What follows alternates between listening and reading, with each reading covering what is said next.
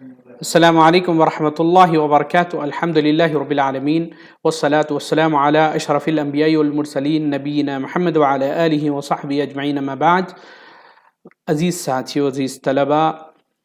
بدیہ Islamic centre ریاض سعودی عرب کی جانب سے اسلمت فعلمنی پروجیکٹ کے تحت آن لائن کلاسز کا سلسلہ جاری ہے۔ میں سید ایوب العمری آپ کے سامنے مضمون توحید کو لے کر لیول 4 کے لیے 8واں درس لے کر آپ کے سامنے حاضر ہوا ہوں، جس کا عنوان ہے الولا والبراء، دوستی اور تعلقات، برات اور بے تعلقی۔ یعنی دین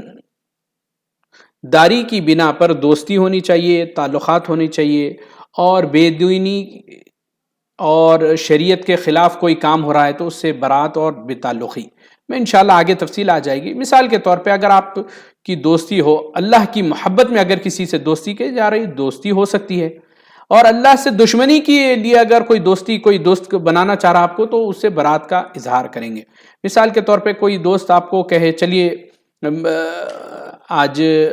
مسجد میں جائیں گے، نماز پڑھیں گے، یہ اچھی دوستی ہے، اس کی دوستی آپ قائم کر سکتے ہیں۔ لیکن کوئی کہے کہ شرکیہ اعمال کی طرف آپ کو لے کر جائے تو وہاں آپ چاہے کہ آپ کا بھائی کیوں نہ ہو، ماں باپ ہی کیوں نہ ہو، رشتہ داری کیوں نہ ہو، آپ برات کریں گے، انکار کریں گے۔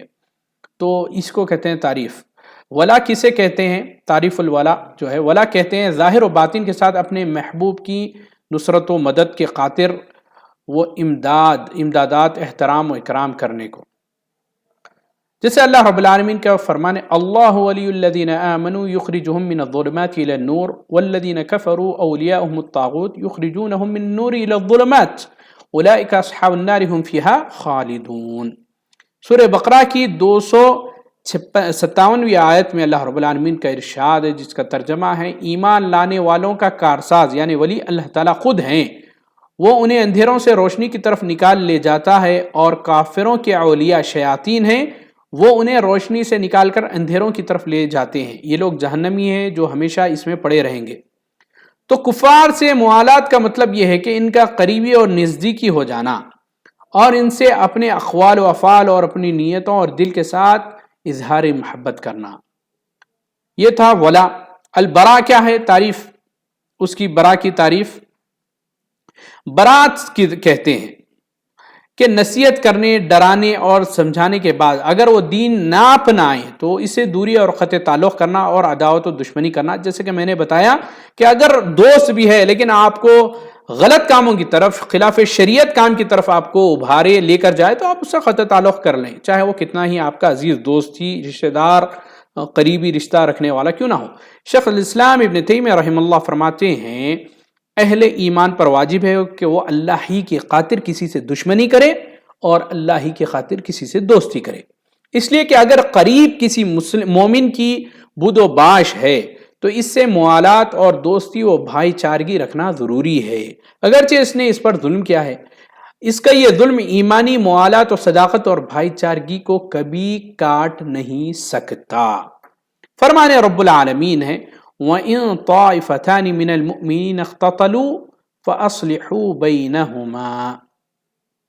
سورہ حجرات کی آیت نمبر 9 میں اللہ رب العالمین فرمانے، جس کا ترجمہ یہ ہے اور اگر مسلمانوں کی دو جماعتیں آپس میں لڑ پڑیں تو ان میں میل ملاپ کروایا کرو۔ اس آیت کریمہ کے اندر اللہ سبحانہ و تعالی نے جنگ و جدال اور لڑائی جھگڑا اور ظلم و تعدی کے باوجود بھی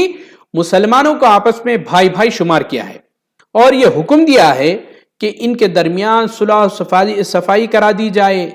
مومن کو چاہیے کہ نہایت قلبی اطمینان کے ساتھ یہ جان لے کہ بہر صورت مومن سے موالات، میل ملاپ ضروری ہے، چاہے اس نے تم پر ظلم و زیادتی ہی کی ہو۔ اس کے برخلاف کافروں سے معادات، دشمنی اور عدم تعلقی ضروری ہے، خواہ اس نے تمہارے ساتھ بھلائی اور احسان ہی کیا ہو، کیونکہ اللہ تعالیٰ نے رسول کو بھیجا اور ان پر اپنی کتاب نازل فرمائی تاکہ دین تابعداری پورا کا پورا اللہ کے لیے ہو۔ اس لیے اللہ کے اولیاء مومن سے محبت اور ملاپ ہونی چاہیے، اللہ کے دشمنوں سے بغض و عداوت ہونی چاہیے، نیز اللہ کے اولیاء کے لیے اکرام و عزت، وہ ثواب یعنی ان کے ساتھ اچھا برتاؤ، ثواب انشاءاللہ اللہ تعالیٰ اس کا دے گا، اور اللہ کے دشمنوں کے لیے ذلت اور اہانت اور دردناک عذاب اور عقاب ہے۔ یا اولیاء کے لیے اکرام اور ثواب ہے، جو اللہ تعالیٰ کے نیک بندے ہیں اور ولی ہیں ان کے لیے تو اللہ تعالیٰ نے ثواب رکھا ہے، ویسے ہی جو شیطان کے ولی ہیں ان کے لیے اللہ تعالیٰ نے دردناک عذاب رکھا ہے۔ اور جب کسی ایک انسان کے اندر خیر و شر، نیکی اور برائی، فسق و فجور اور اطاعت و فرمانبرداری، نیز گناہ و معصیت اور سنت کا التزام اور بدعت وغیرہ جمع ہو جائیں، یعنی نیکی اور برائی دونوں جمع ہو جائیں، تو ایسے شخص جس قدر اس کے اندر خیر اور نیکی ہے اس قدر وہ ثواب اور معالات کا مستحق ہے۔ یعنی ثواب ہے، معالات سے مراد اس کے ساتھ ولی یعنی اس کے ساتھ برتاؤ، اس کے ساتھ رہا جا سکتا ہے، خیر کے کاموں میں اس کی مدد کی جا سکتی ہے، شر کے کاموں سے اپنے آپ کو دور رکھنا ہے، جیسا کہ قرآن میں بھی بتایا تعاونوا علی البر والتقوی ولا تعاونوا علی الاثم والعدوان۔ اور جس قدر اس میں شر اور برائی ہے اس قدر اس سے معادات اور عدم تعلقی ہونی چاہیے،